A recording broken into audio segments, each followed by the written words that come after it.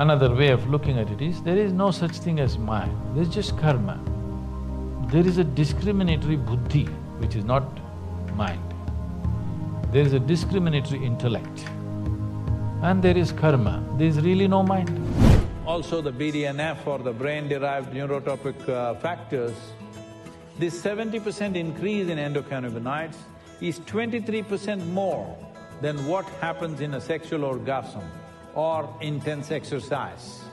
Just sitting here, you can be in such states of ecstasy and blissfulness that you don't have to run after this or that to find that. You don't have to run after bottles of alcohol or pills or men or women. Sitting here, you can be blissful. Once you're blissful by your own nature, your life is in your hands.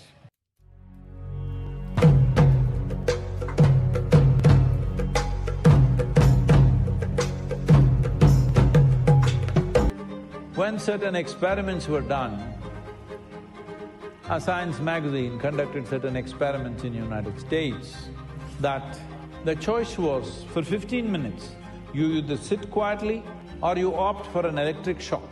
Can you believe this? Over 2/3 of the men preferred an electric shock. 1/4 of the women preferred an electric shock. It's better to have an electric shock than sit quietly. And World Health Organization is predicting a pandemic, mental illness pandemic. That means just about everybody around you will be like that. Recently, the Surgeon General of United States said 1 in 2 Americans are feeling lonely. 1 in 2. What's happening to the other guy?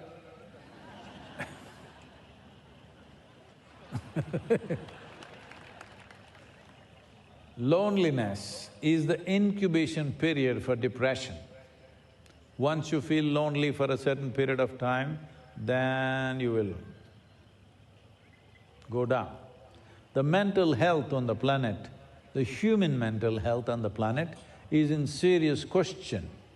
When I say in serious question, mental health is no more, or mental ill health is no more something that happens to somebody far away, somebody goes crazy. No, we are coming to a time and age where just about anybody can lose their mental balance. It is expected that in the next 15 to 20 years, there may be hardly any family left without at least one mentally ill person.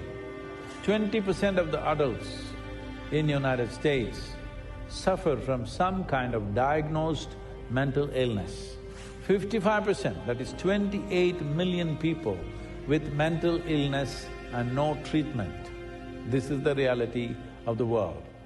There are various aspects to this, the type of education that we do, our social situations, and the kind of food we are eating, the kind of atmosphere we're living in, everything adding up. So, this is very important at a time like this, when human beings are on such levels of agitation, such levels of irritation, such levels of fragile mental fabric. Inner engineering acquires a serious significance. You need to understand, I've been talking about this for 40 years now, that if you are willing, you can rewire your brain completely today. In 24 hours' time, you can alter your epigenetic system in such a way that no matter who your father and mother were, no matter what your genetic quality is, you can be a completely different person tomorrow morning. Well, all the WhatsApp scientists have been chiding me for this. Those WhatsApp scientists obviously are not healthy in their mind, it's very clear. But today, modern science is clearly establishing this, that genetics are not an absolute. Genetics are only suggestive. They don't really determine anything absolutely. They are only suggesting, it could be like this, but you can ignore the suggestion and do this if you wish. Neither karma nor genetics can impede your life if you are willing to take charge. But for you to take charge, a little support by changing the patterns of your energy, by changing the patterns of your chemistry, by changing the patterns of your psychological process, only then you have this freedom to change this. Inner engineering is not about changing your attitudes, not about changing your ethic, not about learning a few tricks. This is about changing your very chemistry, making your very chemistry into your blissful chemistry. This is what it is about. In 7 steps, transform your life with Sadhguru. This is the program, Inner Engineering.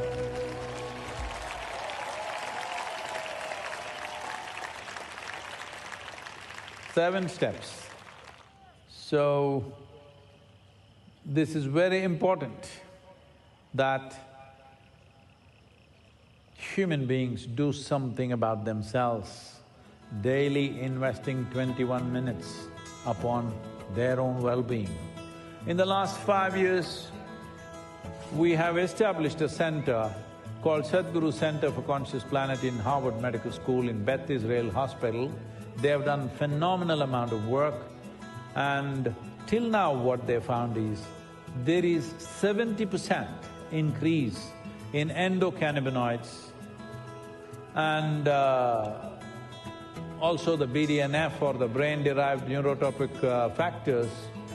This 70% increase in endocannabinoids is 23% more than what happens in a sexual orgasm or intense exercise. Just sitting here, you can be in such states of ecstasy and blissfulness that you don't have to run after this or that to find that. You don't have to run after bottles of alcohol or pills or men or women. Sitting here, you can be blissful. Once you're blissful by your own nature, your life is in your hands. You can decide what to do, what not to do, without being compulsively doing something. This is a significant shift that every human being needs. This inner engineering now has taken on a new turn, offered in a new way.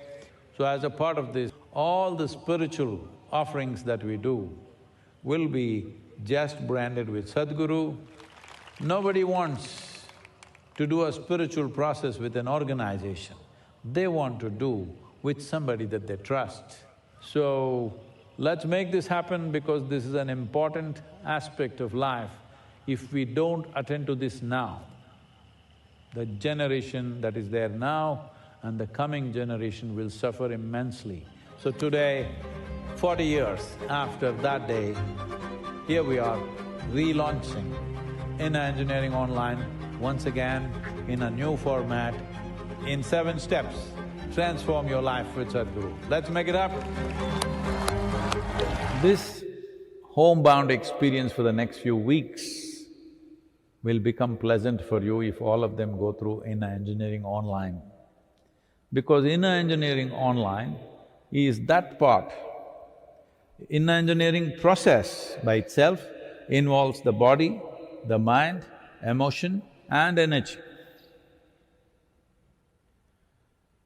What we need to do with the body and energy, we will have to do direct because that's a kind of a transmission, that is not a teaching.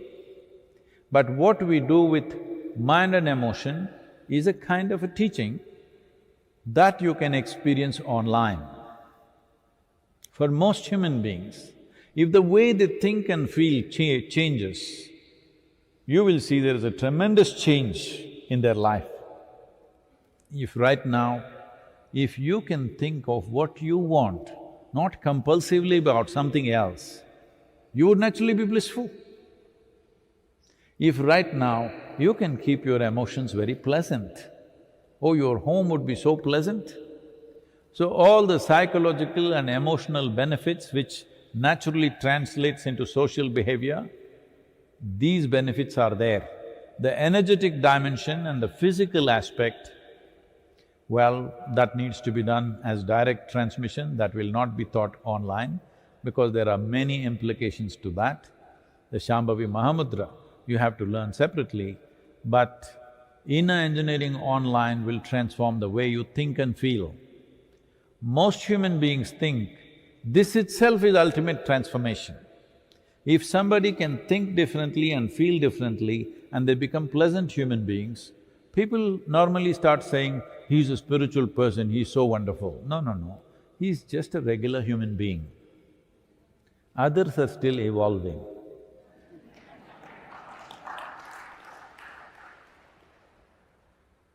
If a human being is conscious, thinks what he wants, not compulsively, and holds his emotion the way he wants, this is just a human being.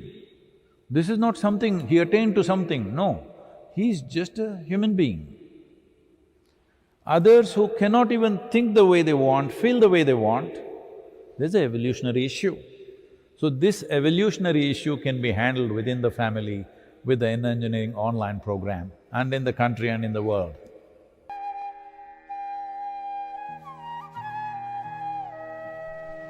It's not good to get into spiritual academics. Spiritual process should never become an academic subject. Unfortunately, it has become for a lot of people. So, I want you to relate this question to yourself. Do not use these things because it becomes an academic subject now.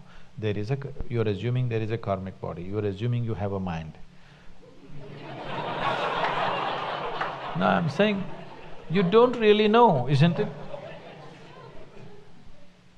Okay, if you have a mind, you must be able to look at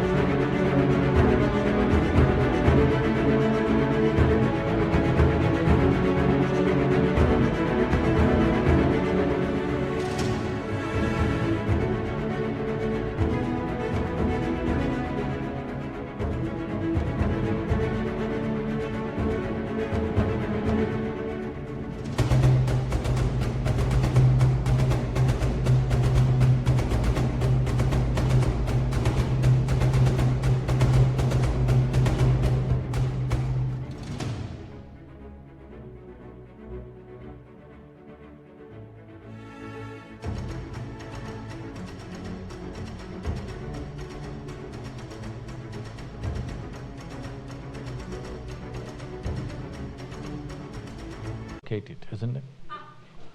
Can you locate it? Can you locate where your mind is? Then you don't know whether it is there or not. See, suppose you walk into this hall, this guy says, I'm in this hall. You look everywhere, you go behind this pillar, post, here, there, under this bench, everything. You don't find the guy. Do you have a doubt or no, whether this guy is in this room or not? Yes or no? This is the way, isn't it? So, you look wherever you want, there is no mind. Now, this is not just playing with words. You need to understand, if you want to explore this must come from your context, from the context of your experience of life. Only then it will come out well for you. Right now you're asking an academic question, anywhere you go the same thing, what is the nature of the Atman, what is the relationship between Atman and Paramatman? You've not seen Atman, you've not seen Paramatman. Why are you interested in the relationship?